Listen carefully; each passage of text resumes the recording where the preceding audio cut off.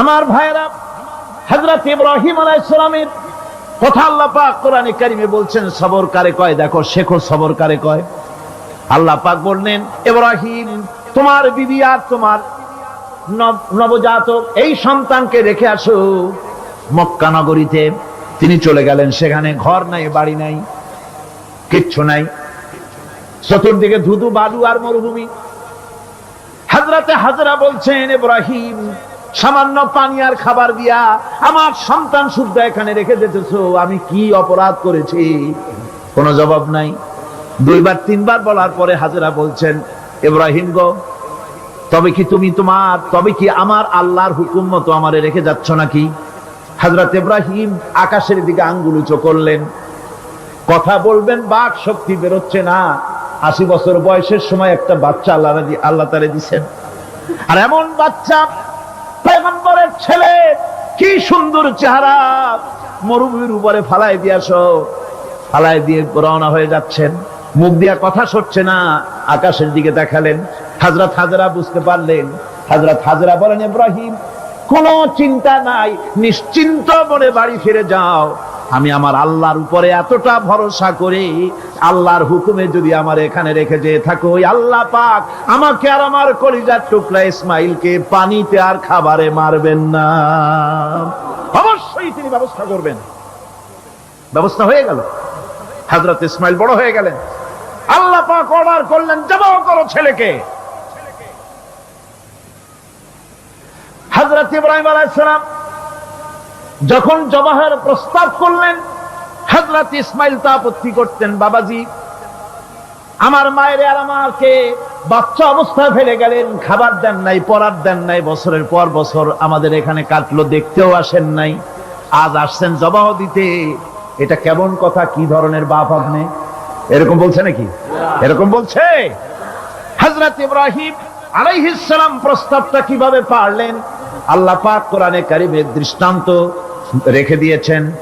আল্লাহ পাক বলছেন, হযরত ইব্রাহিম ছেলেকে বললেন, ইয়া বুনাইয়া, ইয়া বুনাইয়া, হে আমার কলিজার টুকরা লাডলা, হে আমার কলিজার টুকরা সন্তান, ইন্নী আরা ফিল মানাম আন্নী আযবাহুক, আমি স্বপ্নে দেখছি আমি যেন তোমাকে জবাহ করতেছি। ফানজুর মাদা তারা, তোমার রায় কি বলো?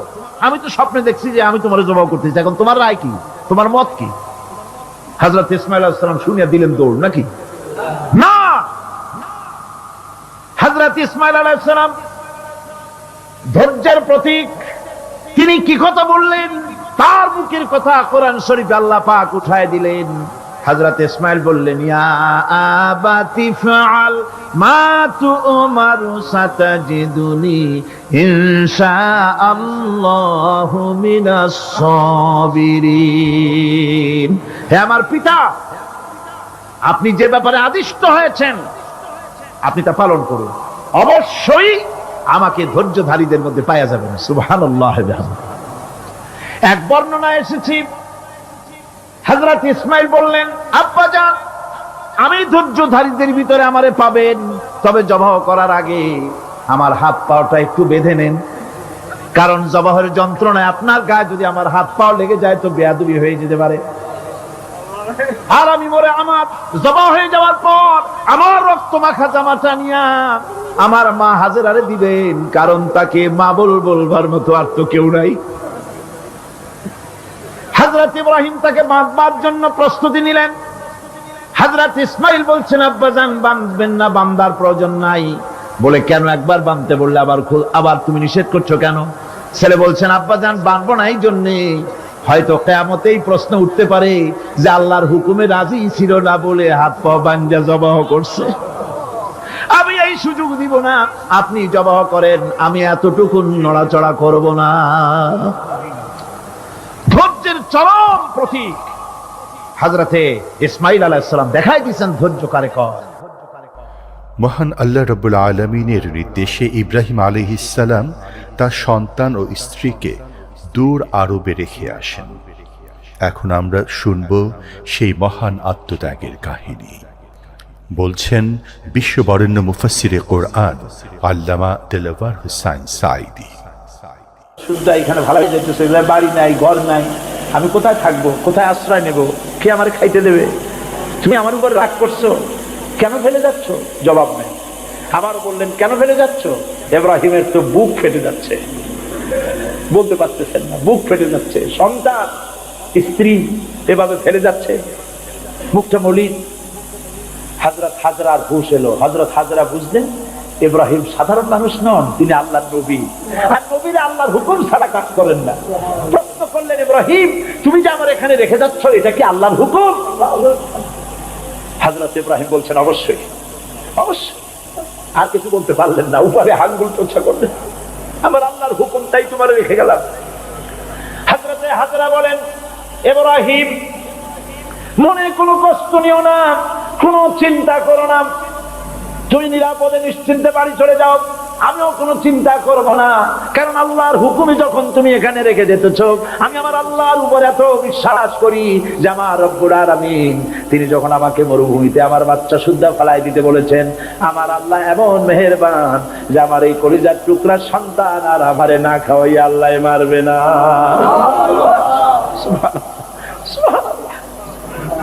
হযরতে হাজরা পানির জন্য দৌড়দৌড়ি করলেন, সাফা মারোয়, আপনারা জানেন, সব জানা কথা, সাফা মারোয় দৌড়িয়ে দৌড়ি। এই যে পানির জন্য হাজরা দৌড়াইলেন, আল্লাহর কাছে খুব নাপছন্দ হয়েছে নাকি? এমন পছন্দ হইল আল্লাহর কাছে, কিয়ামত পর্যন্ত তার এই বান্দির আমল, এই দৌড় আল্লাহর কাছে এমন পছন্দ হয়ে গেল, কিয়ামত পর্যন্ত সমস্ত হাজীদের জন্য আল্লাহ ওয়াজিব করে দিল, দৌড়াও, আমার হাজরা যেমন দৌড়াইছে সেই রকম দৌড়াও। সুবহানাল্লাহ। ইসমাইল না খেয়ে মরছে, পানির অভাবে মরছে, হযরতে জিবরাইলকে আল্লাহ পাঠায় দিলেন, আমার ইসমাইলের পায়ের গুতা যেখানে লাগতেছে তুমি গিয়ে সেখানে পায়ে আঘাত করো। হযরতে জিবরাইল পায়ের আঘাত করলেন, সেখান থেকে পানি ছিটকে বেরিয়ে চলে আসলো, জমজম, থাম থাম। হযরতে হাজরা এসে দেখেন পানি চিকচিক করতেছে চতুর্দিকে, পানি থামানো যায় না, চতুর্দিকে পাথর দিয়ে বেড়া দিতে, তাও খাবে না। তারপরে তিনি বলছেন জাম জাম, মানে থাম থাম। পানি থেমে গেল, কিন্তু পানির উৎস থামলো না। সেই পানি পৃথিবীর কোটি কোটি মানুষ আজ পান করে, লক্ষ লক্ষ মানুষ এই পানি দিয়ে গোসল করে, উযু করে, লক্ষ লক্ষ গ্যালন পানি প্রতি বছর সারা দেশে ছড়িয়ে যায়, মক্কায় যায়, মদিনায় যায়, জেদ্দায় যায়, সমস্ত জায়গায় যায়। দরিয়া ফুরায় যাওয়ার কথা, কিন্তু কুয়া ফুরায় না। সুবহানাল্লাহ। আল্লাহর কুদরত কাকে বলে? এগুলো কি কপাল পোড়াদের কিসমতে হবে? কপাল পোড়াদের কিসমতে হবে? আল্লাহ পাক ঈমানদার মুমিনদের জন্য এই সমস্ত নিয়ামত রেখে দিয়েছেন। আল্লাহ পাক বলেছেন ফিহে আয়াতুন বাইয়িনাত, অসংখ্য নিদর্শন। এই কাবা আর এই কাবা কেন্দ্রিক আমার অনেক নিদর্শন আছে, তাকায় দেখো কত নিদর্শন। আজ পৃথিবীর কোন শহর নাই নিরাপত্তার শহর যেখানে জীবনের নিরাপত্তা পাওয়া যাবে। আল্লাহ পাক বলেছেন ওমান দাখালাহু কানা আমিনান, যেই ঢুকবে মক্কায় আর মদিনায় সেই নিরাপত্তা লাভ করবে। সুবহানাল্লাহ, সুবহানাল্লাহ বলবেন না? সুবহানাল্লাহ বলবেন না? আমার বন্ধুগণ, এরই বলে সারেন্ডার করা। আল্লাহ রাব্বুল আলামিন বললেন আসলিম, সারেন্ডার করো। হযরত ইব্রাহিম আলাইহিস সালাম বললেন আসলামতু লিরাব্বিল আলামিন, সারেন্ডার হয়ে গেলাম। সারেন্ডার হয়ে এক পরীক্ষা পাস করলেন, আরো এক পরীক্ষায় দুটা পাস করছেন তিনি। সুবহানাল্লাহ। এবার 3 নম্বরের পরীক্ষা, 3 নম্বর। ছেলে এবার বড় হইছে, নাদুস নুদুস চেহারা, সুন্দর। সুবহানাল্লাহ। নাদুস নুদুস চেহারা, জ্ঞান। এবার যাও ছেলেকে জবাব করো। সুবহানাল্লাহ। একটার পর একটা মারাত্মক অগ্নি পরীক্ষা, ছেলের জবাব করো। হযরত ইব্রাহিম আলাইহিস সালাম বলছিলেন যে আল্লাহ এই রকমের কঠিন পরীক্ষা তুমি আমারে বানাইও না। বলছেন না। আমার মা বোনেরা, আমার ভাইয়েরা লক্ষ্য করেন, হযরত ইব্রাহিম ছেলেকে প্রশ্ন করলেন, তারে বললেন পরিষ্কার, আল্লাহ আমাকে অর্ডার করেছেন, ইন্নী আরা ফিল মানাম আন্নী আযবাহুক, আমি স্বপ্নে দেখেছি আমি তোমাকে জবাব করতেছি, বলো তোমার অভিমত কি? ফানজুর মাযা তারা, বলো তোমার অভিমত কি? হযরত ইসমাইল বলতে পারতেন, আব্বা আপনি আমার বাবা, আমার মায়ের শুদ্ধ করে ভালাই দিয়ে গেছেন, বছরের পর বছর খাবার দেন নাই, পরার দেন নাই, খোঁজ খবর নেন নাই, আজকে কোন অধিকারে আপনি আমাকে জবাব করতে এসেছেন? বলতে পারতেন না? তিনি কি তা বলেছেন? না, এর নাম মুসলমান। চিল্লায় বলেন সুবহানাল্লাহ। এর নাম মুসলমান। আল্লাহর হুকুমের সামনে মাথা নত করে দাও। হযরত ইসমাঈল কি জবাব দিলেন?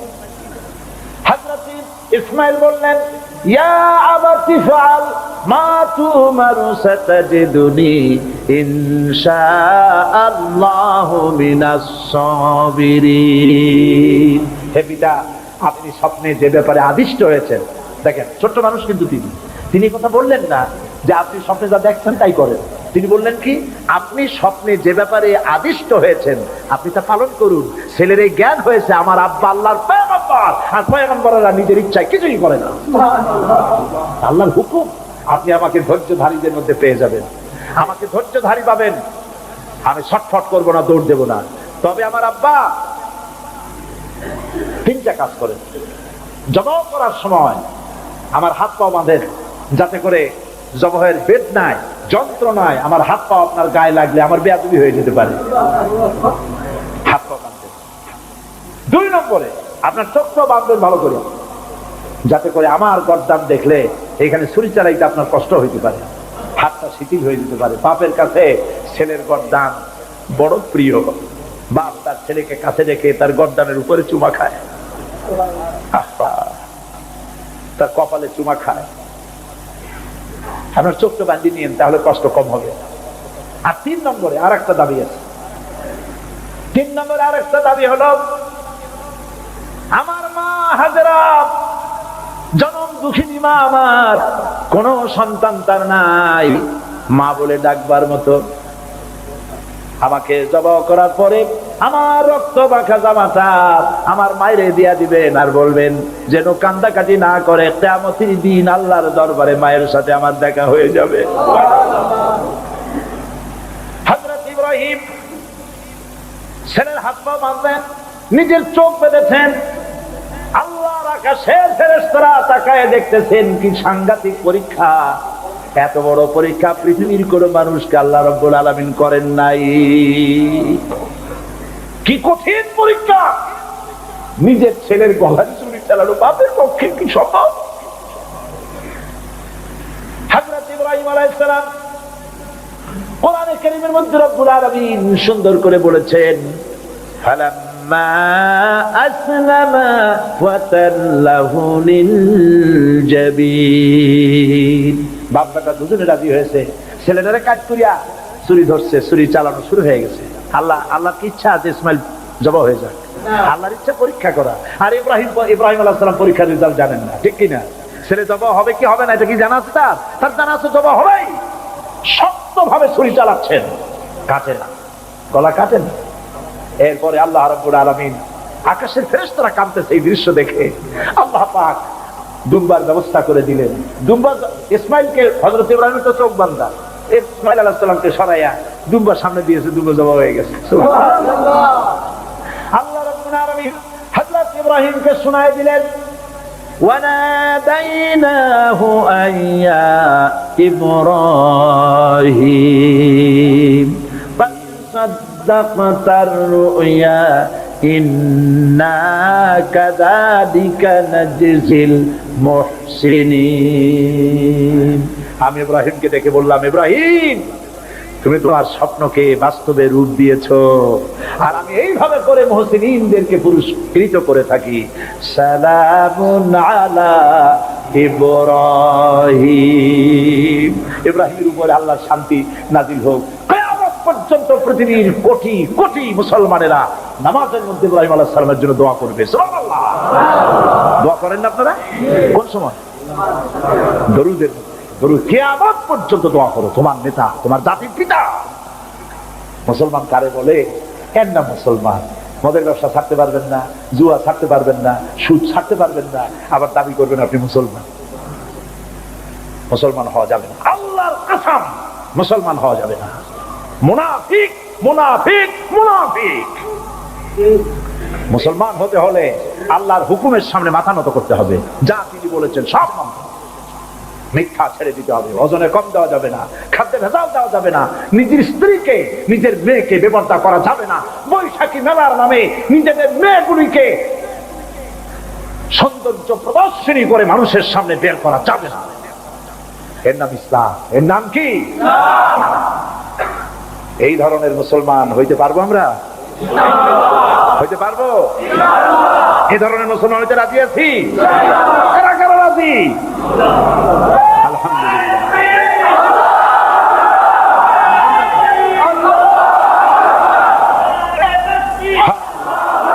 বলি আলহামদুলিল্লাহ। জোরে বলেন আলহামদুলিল্লাহ।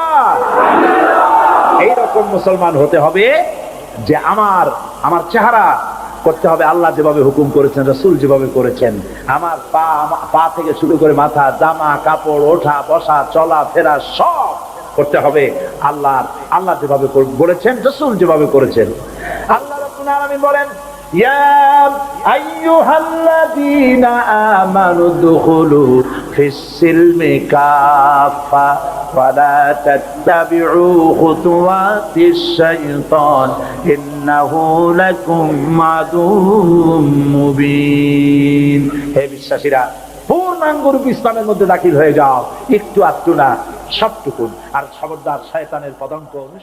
রব্বানা লা তুযিগ কুলুবানা বা'দা ইয হাদাইতানা ওয়া হাব লানা মিন লাদুনকা রাহমাতান ইন্নাকা আনতাল ওয়াহ্হাব। হে আল্লাহ তাআলা, লাখো জনতা আজকের এই প্রথম দিনেই আল্লাহ তাআলা কোরআনের এই মাহফিলে দীর্ঘক্ষণ ধরে তোমার কোরআনের কথা শুনে তোমার দরবারে হাত তুলেছি। দয়া করে মেহেরবানি করে আমাদের জিন্দেগির গুনাহ খাতাকে মাফ করে দাও। আমাদের মা বাপ মুরব্বিয়ান যারা কবরে চলে গেছে, আল্লাহ তাআলা কবরগুলিকে জান্নাতের টুকরায় পরিণত করে দাও। রব্বির হামহুমা কামা রব্বায়ানি সগীরা। পড়েন সবাই, রব্বির হামহুমা কামা রব্বায়ানি সগীরা। আয় আল্লাহ তাআলা, আমাদের বিবি বাল বাচ্চা যা দান করেছো সবগুলিকে দিনদার বানাও, ইমানদার বানাও, নামাজি বানাও, পরেজগার বানাইয়া দাও। রব্বুল আলামিন, যেই পরকালের কথা, কিয়ামতের কথা আলোচনা করলাম, সেই কঠিন হাসরের ময়দানে যেদিন পায়ের নিচে হবে তামার মতো মাটি, আর মাথার উপরে প্রকাণ্ড সূর্যের তাপে গুনাহগারের মাথার চান্দি ফেটে গিয়া মগজগুলি গলে গলে নাক কান দিয়ে বেয়ে পড়তে লাগবে। জিহ্বাটা পানির পিপাসায় কুকুরের মতো ঝুলে নাভিস্থল পর্যন্ত পড়ে যাবে। ময়দানে সাড়া পড়বে পানি পানি বলে। আল্লাহ তাআলা ওই দিনে তোমার হাবিবের হাতের কাউসারের পেয়ালা আমাদের নসিব করে দিও। আহ जाती है फलक पर रहम लाने के लिए, आह जाती है फलक पर रहम लाने के लिए, बादलो हट जा दे दो आह जाने के लिए। रहम कर अपना ना आईने करम को भूल जा, रहम कर अपना ना आईने करम को भूल जा। हम तुझे भूले हैं लेकिन तू न हमको भूल जा। রব্বুল আলামিন, মা বোনেরা কষ্ট করে মাহফিলে এসেছেন, আল্লাহ তাআলা মা বোনদেরকে এমন আমল করার তৌফিক দাও যাতে করে কিয়ামতের দিন হযরত আয়েশা, হযরত খাদিজার সঙ্গে হাসর নসিব হয়ে যায়। রব্বুল আলামিন, এই মাহফিল বাকি 4 দিন তোমার কুদরতি নিজাম দিয়ে আল্লাহ তুমি পরিচালিত করে দিও। সারা বাংলাদেশের মানুষ বিভিন্ন জায়গা থেকে এই মাহফিলে আসে। আল্লাহ তাআলা প্রতিবেশী দেশ থেকে আসে, যারা প্লেনে আসেন অথবা গাড়িতে আসেন, পায়ে হেঁটে আসেন, যিনি যেভাবে আসেন, আল্লাহ তাআলা যাতায়াতকে তুমি আসান করে দিও, বিপদ মুক্ত করে দিও, আল্লাহ দুর্ঘটনা মুক্ত করে দিও। যারা বাড়ি ছেড়ে তোমার কথা শুনতে আসে, আল্লাহ বাড়িগুলি, ধন সম্পদগুলি তুমি হেফাজত করো। রব্বুল আলামিন, তুমি আমাদের দিলের মধ্যে তোমার মহব্বত পয়দা করে দাও। আল্লাহ, পরকালের ভয় পয়দা করে দাও, আখিরাতের জবাবদিহিতার অনুভূতি সৃষ্টি করে দাও। আল্লাহ তাআলা, তুমি আমাদের দেশটাকে কবুল করো। আল্লাহ তাআলা, তুমি দয়া করে মেহেরবানি করে আমাদেরকে তোমার মকবুল বান্দাদের মধ্যে শামিল করে নাও। আল্লাহুম্মা জাআলনা মিনাত তাওয়াবিন ওয়াজআলনা মিনাল মুতাতাহহিরিন ওয়াজআলনা মিন ইবাদিকাস সালিহিন। বলেন ইয়াউমাইযিন তু'রাদুনা লা তাখফা মিনকুম খাফিয়া, সেদিন তোমাদের হিসাব নিকাশ পেশ করা হবে এবং তোমাদের কোনো বিষয় গোপন রাখা হবে না, কিচ্ছু গোপন থাকবে না, সব প্রকাশিত হয়ে যাবে। ইন্না লিল্লাহি ওয়া ইন্না ইলাইহি রাজিউন। আল্লাহ তাআলা বলেন يومئذ يصدر الناس أشتاتا ليروا أعمالهم فمن يعمل مثقال ذرة خيرا يره ومن يعمل مثقال ذرة شرا يره। সেদিন মানুষকে বিভিন্ন দলে বিভক্ত করা হবে, সব এক জায়গায় থাকবে হাসরে মানুষ। তখন আসামি খুনি, এই যে বিরাট মাহফিল, বিশাল মাহফিল, এর মধ্যে চোর ডাকাত খুনি এই জাতীয় লোক থাকতে পারে না? পারে কিনা? তারা কিন্তু এখন নিরাপদ, যেহেতু পুলিশও দেখতেছে না আর র্যাবেও দেখতেছে না, খুব নিরাপদ। কিন্তু হঠাৎ করে যদি বলা হয় এই সমাবেশের ভিতরে সন্ত্রাসী কারা, তাদেরকে আমরা শনাক্ত করেছি, তারা আলাদা হয়ে যাও, তখন অবস্থাটা কেমন হবে? মৌতের শামিল হয়ে যাবে, ঠিক না? সমস্ত মানুষেরা হাসরের মাঠে একসাথে থাকবে, হঠাৎ করে হুকুম হবে, আওয়াজ হবে, আমতাজুল ইয়াউমা আইয়ুহাল মুজরিমুন, অপরাধীর দলের আলাদা হয়ে যাও। নেককার থেকে তারা তখন আলাদা হয়ে যাবে, দলে দলে বিভক্ত হয়ে যাবে, বিভক্ত হবে এবং তাদের কৃতকর্ম তাদেরকে এই জন্য করা হবে যাতে করে তাদের কৃতকর্ম তাদেরকে দেখানো যায়। অতঃপর কেউ যদি সরিষা পরিমাণ ভালো কাজ করে পুরস্কৃত করা হবে, সরিষা পরিমাণ খারাপ কাজও যদি করে দেখানো হবে এবং সেজন্য তাকে তিরস্কার ভোগ করতে হবে, শাস্তি দিতে হবে। প্রিয় ভাই সব, সেই কঠিন হাসরের ময়দানে সমস্ত মানব গোষ্ঠীকে একত্রিত করা হবে। আমলনামা বলতে সেখানে বোঝানো হয় আমলনামা উপস্থিত করা হবে, যাতে মানুষের সকল ধরনের কর্মগুলিকে লিপিবদ্ধ করে রাখা হয়েছে। আল্লাহ তাআলা বলেন وَوُضِعَ الْكِتَابُ فَتَرَى الْمُجْرِمِينَ مُشْفِقِينَ مِمَّا فِيهِ وَيَقُولُونَ يَا وَيْلَتَنَا مَا لِهَذَا الْكِتَابِ। আর আমলনামা সামনে রাখা হবে, তাতে যা লেখা আছে তার কারণে আপনি অপরাধীদেরকে ভীত এবং সন্ত্রস্ত দেখতে পাবেন। আল্লাহ তাআলা বলছেন আমলনামা হাতে এসে যাবে এবং এই হাতে আমলনামা পাওয়ার পর তারা বলবে মালি হাযাল কিতাব লা ইউগাদিরু সগীরাতান ওয়ালা কাবীরাতান ইল্লা আহসাহা। এটা কি আশ্চর্য কিতাব! বড় বড় পাপ যা করেছি তাও লেখা হয়েছে, ছোট ছোট পাপ যা করেছি তাও লেখা হয়েছে। ওয়াজাদু মা আমিলু হাদিরান ওয়ালা ইয়াযলিমু রাব্বুকা আহাদা। যা যা তুমি আমল করেছিলে সমস্ত কৃতকর্ম কাগজে পত্রে লেখা আছে। তোমার রব কারো প্রতি জুলুম করবেন না। ওমাল্লাহু বিযাল্লামিন লিল আবিদ। আল্লাহ তাআলা বান্দার উপরে কখনো জুলুম করেন না। এগুলি সব উপস্থিত হয়ে যাবে, বিশ্বাস করেন? এইখানে মাত্র কয়েকজন লোক কইল জি, এটা তো ঈমানের প্রশ্ন। এসব কথা যা বলা হলো বিশ্বাস করেন? আল্লাহ যেন এই বিশ্বাস আমাদের কলিজার মধ্যে গেড়ে দেন, বলেন আমিন।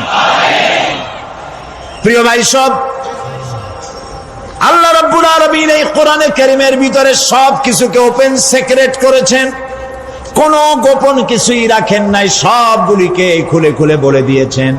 আল্লাহ তাআলা বলেন وكل إنسان ألزمناه طائره في عنقه ونخرج له يوم القيامة كتابا يلقاه منشورا وكل إنسان ألزمناه طائره في عنقه আমি প্রত্যেক মানুষকে মানুষের কর্মকে তার গ্রীবা লগ্ন করে দিয়েছি। এই যে গলা, গলা, এই গলার কাছে একটা ঘুটলির মতো, একটা সিম কার্ডের মতো এইখানে আমি রেখে দিয়েছি। কোথায়? কোন গলায়? কে বলতেছেন এ কথা? এই ঘুটলির ভিতরে তুমি যা করতেছো সব লিপিবদ্ধ হচ্ছে। সুবহানাল্লাহ বলেন। এখন বলতে পারেন অদৃশ্য এই ঘুটলি, এটা তো দেখি না, এটা কে বলতেছেন? আমি কিন্তু দেখতে পাচ্ছি না। আপনারা দেখেন নাকি? কেউ দেখেন না। হাত দিয়ে ধরে দেখেন, পান নাকি? ধরাও যায় না, দেখাও যায় না। আল্লাহ বলছেন আছে, তাহলে বিশ্বাস করতে হবে। এর ভিতরে সব রেকর্ড হয়ে যাচ্ছে। আপনি বলবেন এতটুকুন ঘুটলির মধ্যে, তাবিজের মধ্যে আমার সারা জীবনের সব কথার সব কাজ ঢোকে কেমনে? কেমনে লেখা হয়? তাহলে পাল্টা প্রশ্ন করি, আপনার মোবাইলের সিম কার্ডে এত ফোন নাম্বার, এত ইমেল, এত কি বলে, এত টেক্সট, এত কিছু, আপনার আরো কি জানি আছে, মেসেজ দেওয়াটা হাবিজাবি আছে না, অনেক কিছু গোষ্ঠী শুদ্ধা, এগুলো কেমনে হয়? ছোট্ট একটা সিম কার্ডের মধ্যে কেমনে হয়? শত শত টেলিফোন নাম্বারের মধ্যে ঢুকে যায়। আমার একটা টেলিফোন দিয়ে মোবাইল দিল, কোথা থেকে দিল? লিসবন। কোথায়? কি আন্দাজে কয় অস্ট্রেলিয়া? লিসবন হচ্ছে পর্তুগালের রাজধানী। পর্তুগালের রাজধানী, সেখানে প্রোগ্রাম ছিল, ওরা আমাকে একটা মোবাইল দিল। এতে যে কত ফাংশন আল্লাহই ভালো জানে, আমি এখনো শিখতে পারি নাই। এত ফাংশন, এতটুকু একটা মোবাইলের মধ্যে। কম্পিউটার, কম্পিউটারের ছোট্ট একটা মাইক্রোচিপ যন্ত্র, যে কম্পিউটার ব্যবহার করা এখন বাচ্চা ছেলেপেলেরাও জানে। এটা একটা পৃথিবীর বিস্ময়। এই কম্পিউটার, আপনি যান ব্যাংকে, কম্পিউটারের ছোট্ট সেই মাইক্রোচিপসের মধ্যে সারা চট্টগ্রামের সমস্ত মানুষের টাকা লেনদেন, ট্রানজেকশন, এর যা কিছু আপনি করেছেন সব কিছুর হিসাব এখানে রয়েছে, আছে না? তাহলে এতটুকুন একটা মাইক্রোচিপসের মধ্যে এত সহস্র কোটি কোটি টাকার হিসাবপত্র, লেনদেন, এই ছোট্ট জিনিসের মধ্যে ঢুকাবার মতো জ্ঞান মানুষের মাথায় দিছে কে? বলেন কে? সেই আল্লাহই তো গলায় ঝুলায় রাখছে। তাহলে এটা সম্ভব না? সম্ভব কি না? সম্ভব। এখন এই কথাগুলি বলে আল্লাহ মানুষের ক্ষতি করছেন না উপকার করছেন? উপকার করেছেন। এইটা যদি আমার বিশ্বাসে থাকে যে আমার গলার কাছে এরকম একটা সিম কার্ড আছে, একটা সিম আছে মোবাইলের মতো, এটা মনে করেন মোবাইলের একটা সিম গলায় ঝুলানো আছে, এটা সব উঠতেছে, যা বলেন তাই ওঠে, যা করেন তাই ওখানে লেখা হয়। সুবহানাল্লাহ। এই বিশ্বাস যদি আমার হয়, আমি ভালো মানুষ হয়ে যেতে পারবো। সুবহানাল্লাহ বলে আমি খারাপ কাজ করতেই পারবো না। এই জন্য আল্লাহ পরকালের এই কথাগুলি কোরআনে কারীমের মধ্যে এত বেশি করে বলেছেন। মানুষের চরিত্রবান হওয়ার জন্য আল্লাহর ভয়, পরকালে বিশ্বাস, এর থেকে বড় ওষুধ পৃথিবীতে আর নাই। সব লেখা হচ্ছে, মানুষ বিশ্বাস করে না, এ হলো মূল কথা। যতক্ষণ মাহফিলে থাকে কেমন লাগে? এই যে বসে আছেন ঘন্টার পর ঘন্টা, কেমন লাগে? কোন বেহেশতের মতো। বাড়ির কথা মনে আছে এখন? বউর কথা মনে ওঠে? ছেলে মেয়ের কথা মনে ওঠে? সুবহানাল্লাহ কইতে ইচ্ছা করে না? মাজালিসুল ইলম হিয়া রাওযাতুম মিন রিয়াদিল জান্নাহ। এখানে ইলম আলোচনা করা হচ্ছে, কোরআন আলোচনা করা হচ্ছে। এটা তো রজবালি প্যারেড ময়দান নয়, এটা জান্নাতের টুকরা হয়ে গিয়েছে।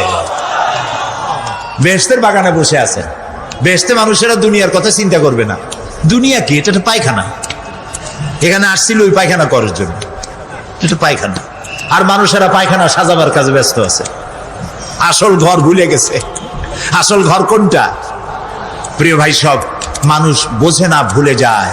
সিগারেটের প্রত্যেকটা প্যাকেটে লেখা থাকে ইহা স্বাস্থ্যের জন্য ক্ষতিকর, তারপরেও কি টানা টানে দেখছেন? বিশ্বাস করেন, গা সওয়া হয়ে গেছে। এই আমলনামা তৈরি হচ্ছে, হঠাৎ করে কিয়ামতে বানায় দেওয়া হবে না। আপনার আমার বডির সাথে লাগানো ওই সিম কার্ডে সব লেখা হয়ে যাচ্ছে, কিয়ামতের দিন এগুলি হাতে দেওয়া হবে।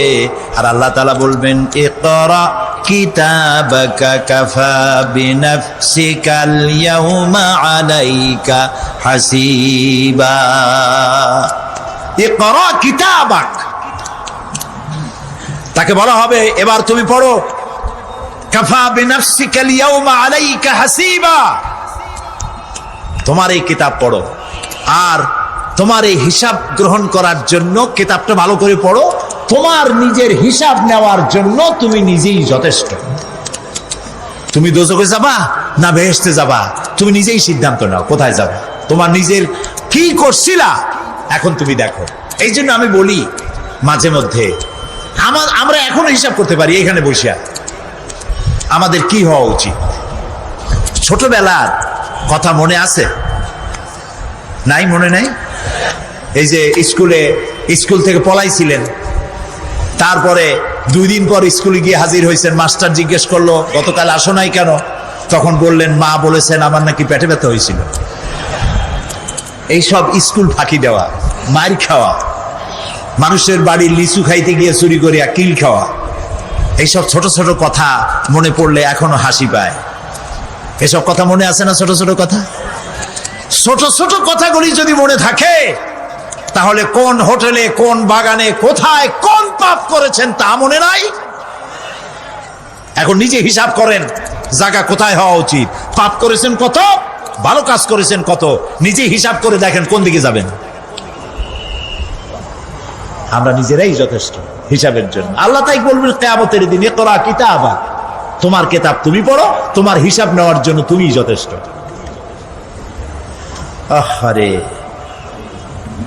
আল্লাহ রাব্বুল আলামিন বলেন, ওয়া আশরাকাতিল আরদু বিনুরি রাব্বিহা ওয়া wudi'al কিতাবু ওয়া জিআ'a বিন নাবিয়্যিনা ওয়াশ শুহাদা'a বাইনাহুম বিল হক ওয়া হুম লা ইউযলামুন।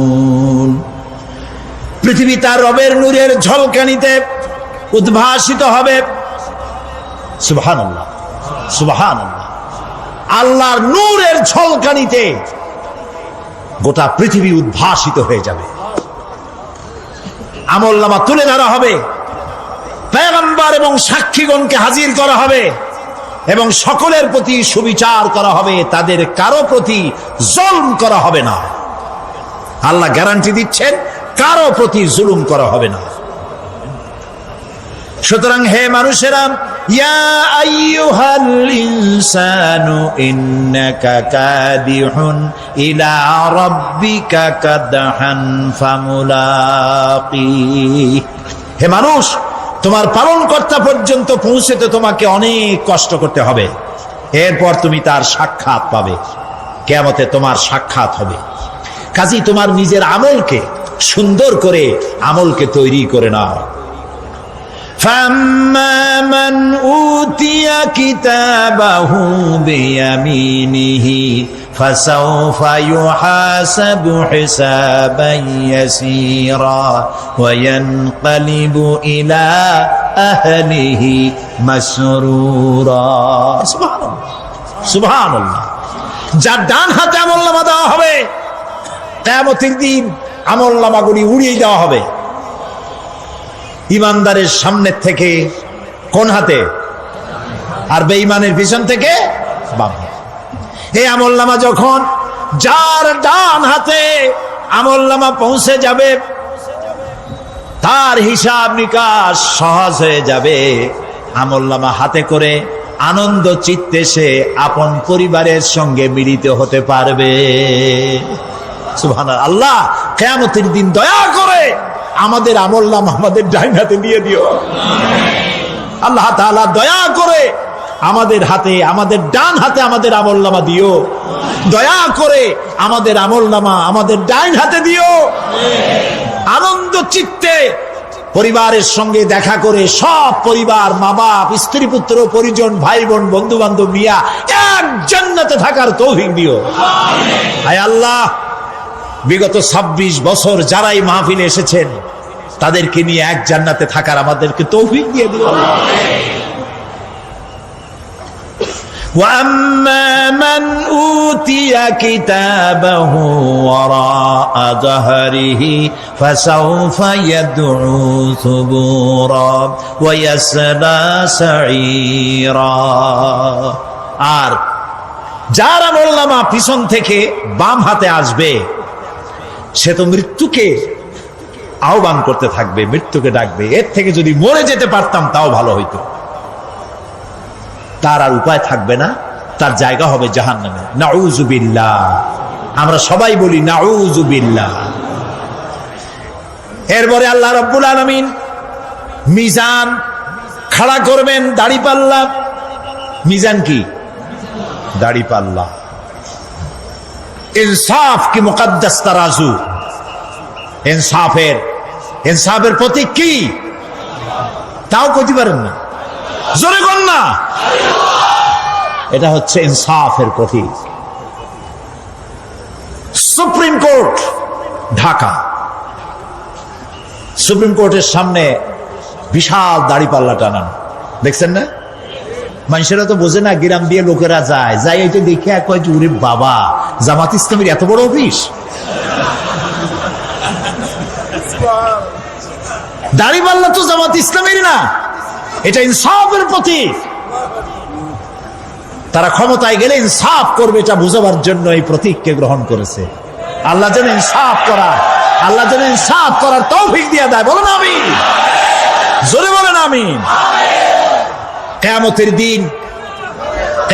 দিন এই দাড়িপাল্লা মিজান আল্লাহ তাআলা প্রতিষ্ঠিত করবেন, এবং এই মিজানে যার পুণ্য পাল্লা ভারী হবে সে কৃতকার্য, আর যার পাল্লা হালকা হবে আহা সব শেষ।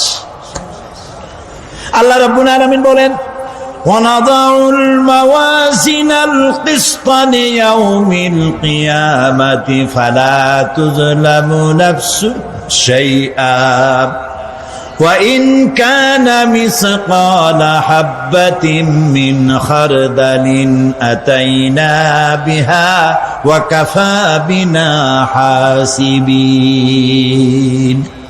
আমি কিয়ামতের দিন ন্যায় বিচারের মানদণ্ড স্থাপন করব। তখন কারো প্রতি অবিচার করা হবে না। যদি কোনো আমল সরিষার দানা পরিমাণ হয় আমি তা হাজির করব। সুবহানাল্লাহ, সুবহানাল্লাহ। এবং হিসাব গ্রহণের জন্য আমি যথেষ্ট। এবং হিসাব মানুষেরা মনে করবে এত মানুষ, আদম আলাইহিস সালাম থেকে নিয়ে পর্যন্ত, এখান থেকে নিয়ে কিয়ামত পর্যন্ত সব মানুষেরই তো উঠবে সেখানে হিসাব হবে নাকি?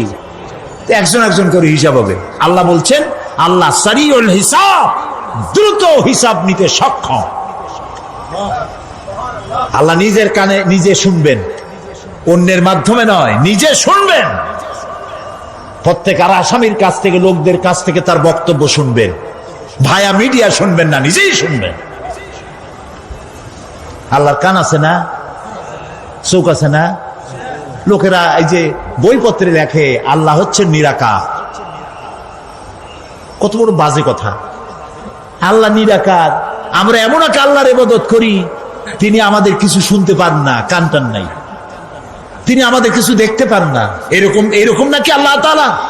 আল্লাহ তাআলা কোরআন শরীফে বলেছেন আল্লাহর হাত, আল্লাহর পা, আল্লাহর চোখ, আল্লাহর মুখ। তবে এগুলি কি রকম? আল্লাহর হাত, পা, চোখ কেমন, আকারটা কেমন? এর একটাই জবাব। কয়টা জবাব? জোরে বলেন। একটাই জবাব, আল্লাহর যেমন হওয়া উচিত তেমন। সুবহানাল্লাহ বলেন, সুবহানাল্লাহ বলেন। এর থেকে আর কোনো জবাব নাই, এই একটাই জবাব, আল্লাহর যেমন হওয়া উচিত ঠিক তেমন। লাইসা কামিসলিহি শাইউন, আল্লাহর অনুরূপ, আল্লাহর মতো আকাশেও কিছু নাই, জমিনেও কিছু নাই। এটা আমাদের ঈমান, এটা আমাদের কি ঈমান। সুতরাং তিনি জুলুম করবেন না এবং হিসাব নিবেন, আর যথার্থ হিসাব নিবেন, সেখানে কারো প্রতি কোনো জুলুম করা হবে না। ومن خفت موازينه فأولئك الذين خسروا أنفسهم بما كانوا بآياتنا يظلمون।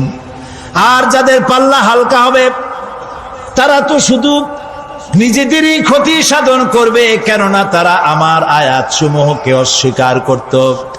আল্লাহর যারা অস্বীকার করত, আখেরাত নাই, কিয়ামত নাই, বেহেশত নাই, কবরের মধ্যে কোনো শাস্তি নাই, কবরের কোনো প্রশ্ন নাই, এগুলি যারা বলতো তারা কিয়ামতে ক্ষতিগ্রস্ত হবে। এখন কিয়ামতের দিন মিজান আমরা হালকা করতে চাই না ভারী করতে চাই? জবাব চাই। কি করবেন? যদি ভারী করতে চান নেক আমল বেশি বেশি করবেন। আর একটি হাদিস শোনাবো, যেই হাদিসের ভিতরে পাল্লা ভারী করার মতো কথা নবীজি বলেছেন, শুনবেন নাকি? বুখারী শরীফের শেষ হাদিস। আল্লাহর নবী বলেন, কালিমাতানে হাবিবাতানে ইলার রহমান খাফিফাতানে আলাল লিসান সাকিলাতানে ফিল মিজান সুবহানাল্লাহি ওয়া বিহামদিহি সুবহানাল্লাহিল আযীম। নবীজি বলেন, দুইটা কালেমা, দুটি শব্দ আল্লাহর কাছে খুবই প্রিয়, মুখে উচ্চারণ করা একেবারেই হালকা, আর কিয়ামতের দিন এই শব্দ দুটি দিয়ে আল্লাহ রাব্বুল আলামিন মিজানের পাল্লাকে ভারী করে দিবে। সেই শব্দ দুটি হলো, পড়েন আমার সাথে, সুবহানাল্লাহি ওয়া বিহামদিহি সুবহানাল্লাহিল আযীম। সবাই পড়েন, সুবহানাল্লাহি ওয়া বিহামদিহি সুবহানাল্লাহিল আযীম সুবহানাল্লাহি ওয়া বিহামদিহি সুবহানাল্লাহিল আযীম। জান্নাতের ভিতরে মানুষের কোনো দুঃখ থাকবে না। কাদের দুঃখ থাকবে না? জান্নাতীদের। কথা কি শোনেন? তো সাথে সাথে ঠাস ঠাস করে জবাব দিতে পারেন না কেন? জান্নাতীদের ভেতরে, জান্নাতীদের কি থাকবে না? কোনো দুঃখ থাকবে না। একটা দুঃখ থাকবে। কটা দুঃখ? একটা দুঃখ থাকবে। জান্নাতীরা জান্নাতের ভেতরে মনে মনে ভাববে, কারণ জান্নাত তো সকলের জন্য একরকম হবে না। কারো হবে ফার্স্ট ক্লাস, কারো হবে ডিলাক্স, কারো হবে সুইট ডিলাক্স, কারো হবে second class, third class, fourth class, এরকম। এটা কি ইনসাফ না জুলুম? ইনসাফ। আপনি খালি নামাজ পড়ছেন, রোজা রাখছেন, হজ করছেন, জাকাত করছেন, জাকাত দিছেন, হালাল হারাম বাইসা করছেন, আপনারে যে জান্নাত দেওয়া হবে, ওই ব্যক্তি যিনি তাহাজ্জুদের নামাজ পড়েছেন, কোরআন বুঝেছেন, কোরআন প্রতিষ্ঠার জন্য আন্দোলন করেছেন, জেল খেটেছেন, জরিমানা দিয়েছেন, ফাঁসির মঞ্চে চড়েছেন, তার জান্নাত আর আমার জান্নাত সমান হওয়া কি উচিত? কাজে আল্লাহ তাআলা তো ইনসাফ করবেন কিয়ামতের দিন। নবীদের, সাহাবীদের, তারপরে দ্বীনের জন্য যে যত পরিশ্রম করেছেন তার পুরস্কারটা সেরকমই হবে। এই জান্নাতীর ভিতরে, জান্নাতীদের মধ্যে কোনো দুঃখ থাকবে না, একটি দুঃখ ছাড়া। তারা মনে মনে ভাববেন, রব্বুল আলামিন, অমুক অমুক সময় চায়ের দোকানে বসে আড্ডা মেরেছিলাম, বাসের মধ্যে ঘন্টার পর ঘন্টা বসেছিলাম, আজে বাজে চিন্তা করেছি, সময় চলে গেছে ঘন্টার পর ঘন্টা। ওই সময়গুলিতে যদি তোমার নামের জিকির করতাম, তেলাওয়াত করতাম, তাহলে জান্নাতের ভিতরে আজ আমি আরো ভালো ভালো জায়গা পাইতাম। হাদিস শরীফে এসেছে, কিয়ামতের দিন জান্নাতীদেরকে আল্লাহ বলবেন, তেলাওয়াত করো আর উপরে উঠতে থাকো, তেলাওয়াত করো আর উপরের দিকে উঠতে থাকো, ধীরে ধীরে পড়ো, ধীরে ধীরে তেলাওয়াত করো। ধীরে ধীরে তেলাওয়াত করতে করতে তোমার তেলাওয়াত জান্নাতের যে স্তরে গিয়ে শেষ হবে, জান্নাতের ওই জায়গা তোমার জন্য বরাদ্দ হবে। এখন